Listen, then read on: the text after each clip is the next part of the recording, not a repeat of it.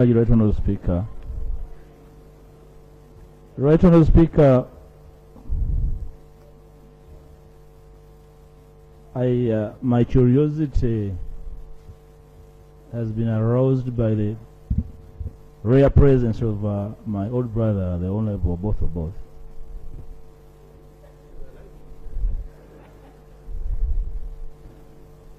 The Minister of State for Defence.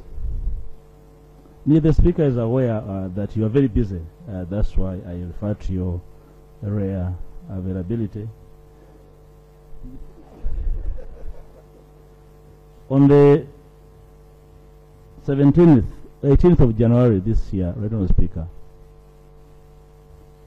the Human Rights Commission issued a statement to the effect that they have been following issues within Parliament and from my party relating to citizens abducted, tortured, and disappeared. Sometime last year, Right Honourable Speaker, at your own indulgence and consideration, when we raised these matters, upon my deposit with the Parliament of a list of 25 persons disappeared for more than a year, you ordered for an in-house understanding of the problem. And with your indulgence, you ordered the Prime Minister, Minister of Defence, Minister of Internal Affairs, Minister for Security, and the Government Chief Whip to attend to a meeting in your office on the fateful day. The Speaker was busy and communicated, and the Speaker gave another day. On that same day, I turned up with my team. The Prime Minister and her team never turned up. They did not communicate, no courtesy of communicating, not even to hazard a message of whatever sort for my comfort and for the people I speak for.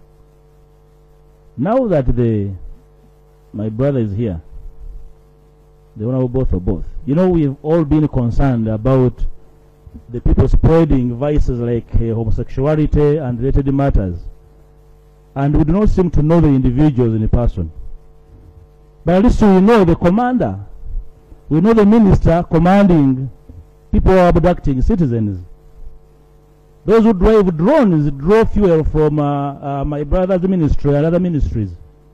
Right Honourable Speaker, now that the Commission on Human Rights is communicating that they have confirmed the 7 missing persons, and the 17 they do not know, and they have tried and cannot tell. They're even confirming that they actually reach out to the families of these missing persons. Now that the Prime Minister acted so dishonorable by dodging the meeting and even failing to own a very simple act of courtesy to communicate to me her disappearing act, and I'll show it in one of these days, that does not really deserve decorum. But Honourable Speaker, in this space we live by honoring each other even when we disagree. This particular matter is very critical. I need your guidance as to whether I should cede any space and honor to a Prime Minister and her team and my brother, Honourable both, whether actually they have discussed this and they chose to disappear and run away from a meeting, in a way that she deserves my honourable space and consideration when she rises up on this floor Parliament and his team. Right Honourable Speaker, because this is very critical. Thank you. Right Honourable Speaker, and I hope you are not sending me to another meeting because I will not attend. Right Honourable Speaker, not out of disrespect for the Speaker, but out of dishonoring the people that dishonored me and my team. Right Honourable Speaker. Thank you, Rob. Right Honourable Speaker, I hope we get really space for this more than anything else. Now let me first help you on this, Lop. Let me first help. Yes. Lop, I want formally present my apology to you. It was me in wrong. I got a medical condition which couldn't allow me meet people.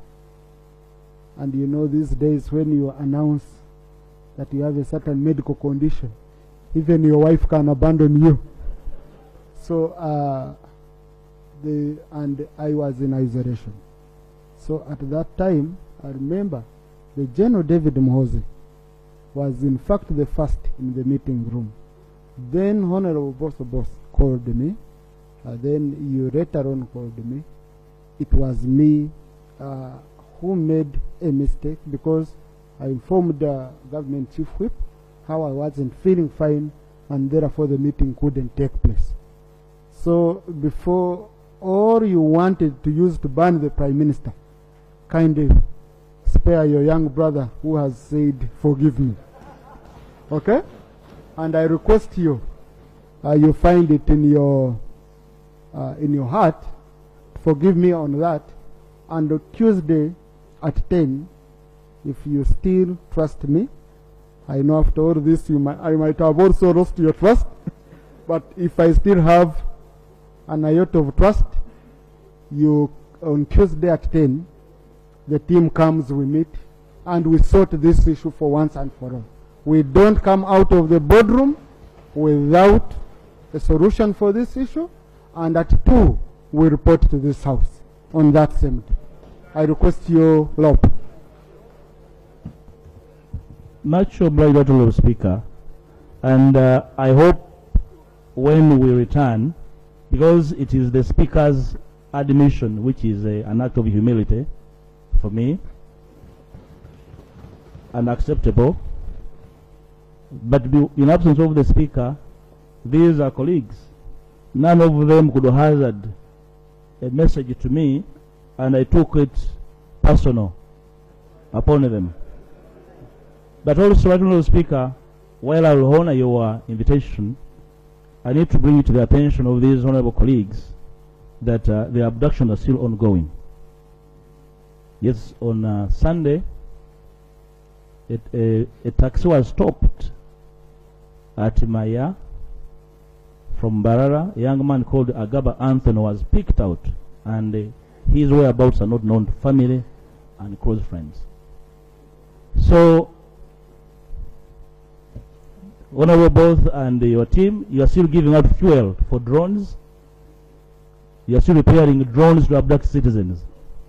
So that should also come to bear in that meeting, Honorable Speaker, to account for Agaba Anthony, Honorable Speaker. Honorable Boss, you wanted to account for Agaba Anthony? That's what.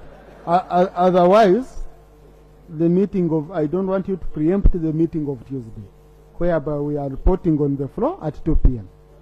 Okay? Yeah. No. There is, me, I can understand why Rope was not happy. Okay? Yes, I can understand why Rope was not.